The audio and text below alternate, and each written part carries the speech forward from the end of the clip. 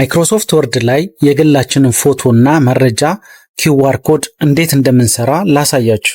የምንፈልገውን ፎቶግራፍ ወይንም ምስል በኪውአር ኮድ ለማስቀመጥ መጀመሪያ ሊንክ እንፈጥርለታለን። ሊንክ ለመፍጠር imagebb.com ላይ እንገባለን። ከዛ ስታርት አፕሎዲንግ እንለዋለን የምንፈልገውን ምስል ወይንም ፎቶ። ከዛ ይሄንን ሴሌክት አድርገን ከዛ ኦፕን እንለዋለን።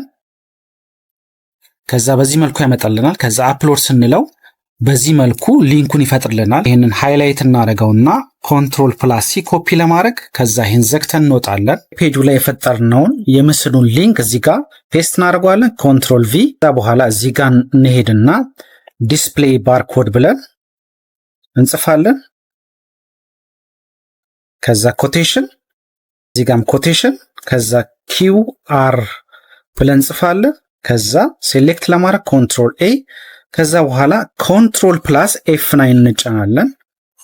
ከዛ ራይት ክሊክ ቶግል ፊልድ ኮድ ስንለው አውቶማቲካሊ የምስላችንን ኪውአር ኮድ እዚህ ጋር ይሰራልናል ማለት ነው። የግላችሁን ፐርሰናል ኪውአር ኮድ ለመስራት እንዴት ነው የምታደርጉት? እዚህ ጋር ስማችሁን ጽፋላችሁ፣ እዚህ ጋር ሞባይል፣ እዚህ ጋር ኢሜል አድሬሳችሁን፣ ሌላም ኢንፎርሜሽን ካለ እዚህ ጋር ታስገባላችሁ። ከዛ እዚህ ጋር ዲስፕሌይ ባርኮድ ብላችሁ ትጽፋላችሁ። ከዛ ኮቴሽን፣ እዚህ ጋር ትመጡና ኮቴሽን፣ ከዛ በኋላ ኪውአር፣ ከዛ ሴሌክት ለማድረግ ኮንትሮል ኤ፣ ከዛ ኮንትሮል ፕላስ F9 ራይት ክሊክ ቶግል ፊልድ ኮድ ስትሉት አውቶማቲካሊ ማይክሮሶፍት ወርድ ፐርሰናል ኪውአር ኮድ ይሰራልናል ማለት ነው።